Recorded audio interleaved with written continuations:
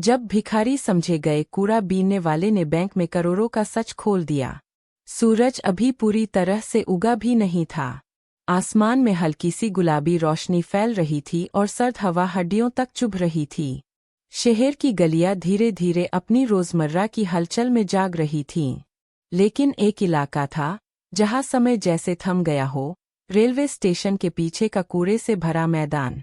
वहीं एक लड़का अपनी छोटी सी झोपड़ी से बाहर निकलता है। उसके हाथ में एक पुराना बैग और उसके कपड़े धूल और धब्बों से भरे थे। यह लड़का, जिसे लोग केवल भिखारी या कूड़ा बीनने वाला कहते थे, हर सुबह इसी तरह अपने दिन की शुरुआत करता। लोग उसे जानते थे, लेकिन जानते सिर्फ इसलिए कि वह कूड़ा बीनता था। किसी ने कभी उसके सपनों या उसकी मेहनत को नहीं देखा। लोगों की नज़रों में वह बस एक गरीब बच्चा था जिसके पास कुछ भी नहीं था। लेकिन सच इससे बहुत अलग था। लड़के का नाम था अमन। उसके पिता का निधन बचपन में हो गया था और माँ भी बीमार थी। उसने पढ़ाई बीच में ही छोड़ दी थी क्योंकि परिवार के लिए पैसे कमाना जरूरी था। हर दिन कचरे में कुछ ऐसा ढूंढना जो उसे और उसकी माँ को जीवित रख सके, उसकी मजबूरी थी। आज भी वह अपने पुराने बैग को कंधे पर लटकाए कूड़े के ढेरों के बीच जाता है। लेकिन इस बार कुछ अलग था। आज उसका कदम उस रास्ते पर था जो उसे उसकी तकदीर बदलने वाला था। अमन ने कूड़े में से कुछ पुराने कागज और प्लास्टिक के टुकड़े उठाए। उसे पता था कि यह केवल मेहनत नहीं, बल्कि उसकी आज़ादी की कुंजी भी थी। लोग हंसते और मजाक उड़ाते, अरे भिखारी, फिर कचरा बीनने निकला। लेकिन अमन कभी ध्यान नहीं देता। वह जानता था कि मेहनत और धैर्य ही उसकी असली ताकत है। कुछ घंटे की मेहनत के बाद अमन अपने बैग में कचरे से मिलने वाली छोटी छोटी चीज़ों को भर लेता है। उसे पता था कि आज का दिन बड़ा है। उसका लक्ष्य सिर्फ कूड़ा नहीं, बल्कि सपनों का सच था।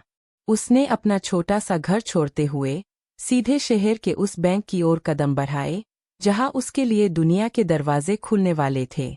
लोग देख रहे थे और सोच रहे थे, कहा जा रहा यह गरीब लड़का।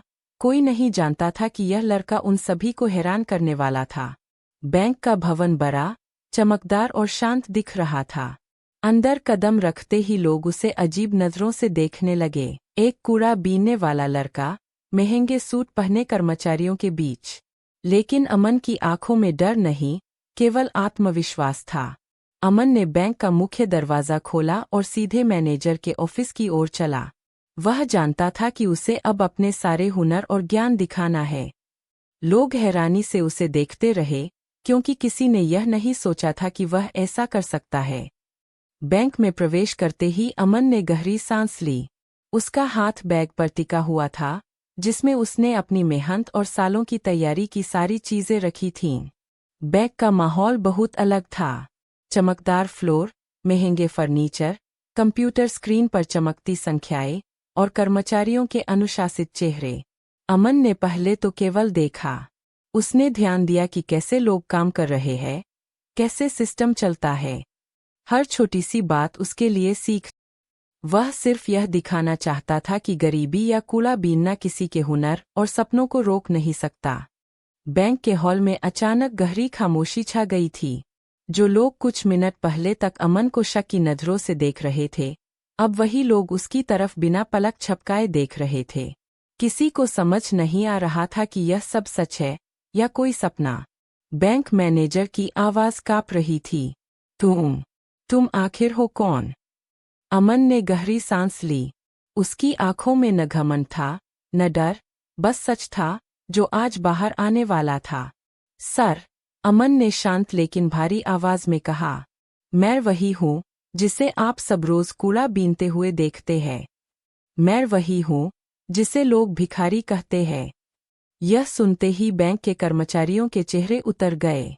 किसी ने सिर झुका लिया, किसी की आंखों में शर्म साफ दिख रही थी। अमन ने बोलना जारी रखा, मेरे पिता की मौत तब हो गई थी जब मैं बहुत छोटा था। माँ बीमार रहती थी, घर में खाने को कुछ नहीं था, इसलिए मैंने पढ़ाई छोड़ दी। लेकिन मैंने सीखना नहीं छोड़ा। उसकी आवाज़ भर्रा गई, मैं चोरी करने नहीं आया था। अमन ने साफ शब्दों में कहा, मैं सच सामने लाने आया था। बैंक मैनेजर की आंखें नम हो गईं। वह अपनी कुर्सी से उठा और अमन के सामने आकर खड़ा हो गया। आज तुमने हमें सिखा दिया। मैनेजर ने कहा कि इंसान की कीमत उसके कपड़ों या हालत से नहीं, उसकी काबिलियत से होती है। पूरा बैंक तालियों से गूंज उठा। कुछ ही दिनों में यह खबर पूरे शहर में फैल गई। अखबारों में अमन की तस्वीर छपी। कूड़ा बीनने वाला लड़का, जिसने बैंक को आईना दिखा दिया। जो लोग कभी उसे दुत्कारते थे, आज वही लोग उससे हाथ मिलाने के लिए लाइन में खड़े थे। लेकिन अमन नहीं बदला। उसने अपने पहले पैसों से माँ का इलाज कराया। फिर उसी रेलवे स्टेशन के पास एक छोटा सा फ्री पढ़ाई केंद्र खोला, जहाँ गरीब बच्चों को कंप्यूटर सिखाया जाने लगा। अमन बच्चों से सिर्फ एक बात कहता था, हालात चाहे जैसे भी हों, अगर इरादा मजबूत हो तो कूड़े के ढेर से भी किस्मत चमक सकती है।